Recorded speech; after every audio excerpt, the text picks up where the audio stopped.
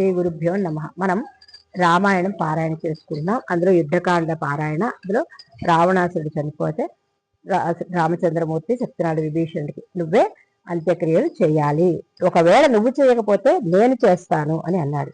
ఇది ఇలా ఉండగా రావణాసురుని భార్యలంతా కూడా యుద్ధభూమికి వచ్చి రావణుడిపై పడి ఏడుస్తున్నారు. వారితో పాటు మండోదరి కూడా యుద్ధభూమికి వస్తుంది. మండోదరి రావణాసురుని పట్టపురాణి.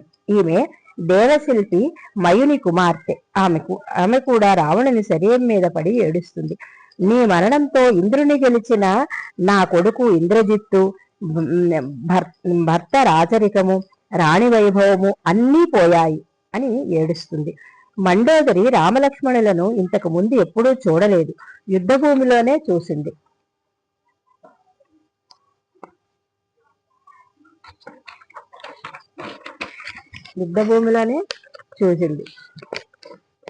కానీ అంత బాధ ఉన్నా కూడా రాముడిని శపించలేదు. మండోదరి యుద్ధభూమిలో నేల మీద పడి ఉన్న తన భర్తతో ఇలా అంటున్నది, నీవు కుబేరుని సోదరుడివి, విశ్వవసు బ్రహ్మ పుత్రుడవు. నీకు కోపం వస్తే ఇంద్రుడు గడగడలాడిపోతాడే, అలాగే దిక్పాలకులు, దేవతలు, ఋషులు దిక్కులు పట్టి పరిగెడతారు. అలాంటి వాడివి మనిషి చేతిలో నువ్వు చనిపోయావా? ఒకానొకప్పుడు జనస్థానంలో 14,000 మంది సైన్యాన్ని కరదూషణలు కూడా చనిపోయారు రాముని వల్లనే కదా. అది నీకు తెలీదా? తెలుసు. హనుమ అక్షకుమారుని చంపి లంకను నాశనం చేశాడు. రాముడు వానరుల సహాయంతో 100 యోజనముల సముద్రాన్ని సేతువు కట్టి లంకకు వచ్చాడు. నీకు అర్థం కాలేదేమో, నాకు అర్థమైంది. ఆ వచ్చిన వాడు మనిషి కాదు, అధర్మములో నడిచిన వారిని నశింపచేయడానికి వచ్చిన ఆ నారాయణుడే మనిషి రూపంలో వచ్చి నిన్ను చంపాడు. శంఖచక్ర గదా పద్మములను ధరించిన ఆ మహాయోగి అజ్ఞానమనే చీకటిని పోగొట్టేవాడు.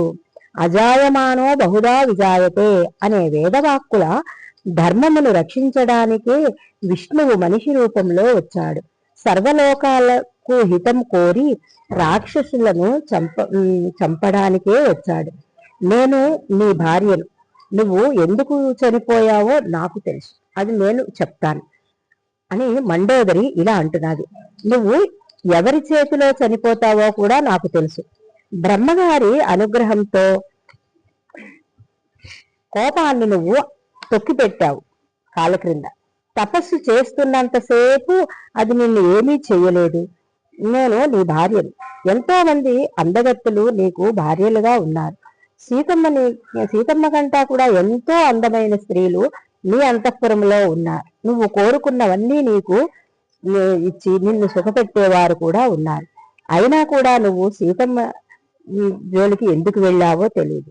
నీకు సీతమ్మ ఎందుకు అందంగా కనిపించిందో కూడా తెలియదు. ఎవరో చెప్పింది విని నీ కామవాంఛతో సీతమ్మని అపహరించి తీసుకొచ్చావు. నువ్వు రామచంద్రమూర్తితో విరోధం పెట్టుకోకు, స్నేహంతో ఉండు అని చెప్పాను. అయినా కూడా నువ్వు వినలేదు.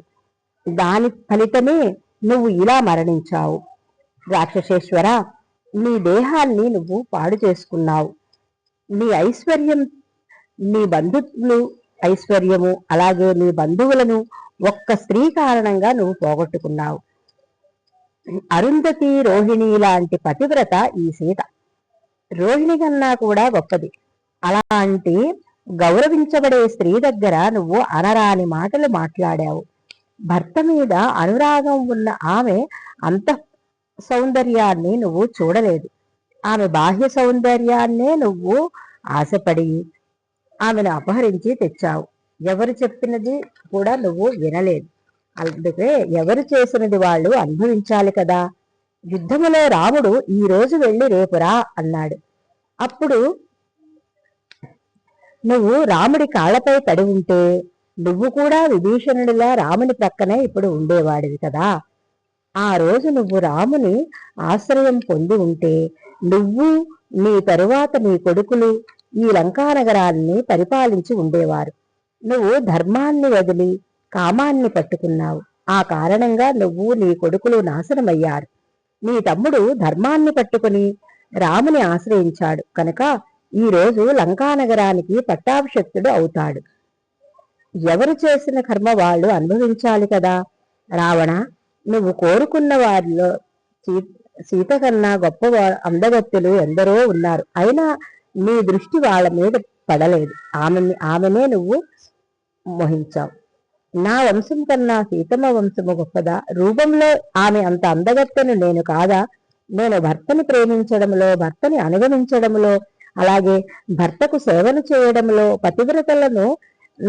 పతివ్రతలకు సమానమైన దానినే. నా ప్రారంభం ఏమిటంటే నేను నీకు అలా కనిపించలేదు. నేను నీకు అలా కనబడి ఉంటే నువ్వు సీతను తెచ్చేవాడివే కాదు. రావణ, నేనేం మాట్లాడానంటే నిందలేనిదే పొందిపోదు అన్నట్లు సీత మీద నీకు మనసైంది, అందుకు నీవు చనిపోయావు. రాముని బాణాలు తగిలి కాదు, నీ అజ్ఞానంతో నువ్వు చేసిన పనుల వలనే నువ్వు మరణిస్తే నేను చీకటి గదిలో ఉన్నాను అని, నా భోగాలు అన్నీ పోయాయి అని మండోదరి తన మనసులోని బాధనంతా ఇలా చెప్పుకుంది.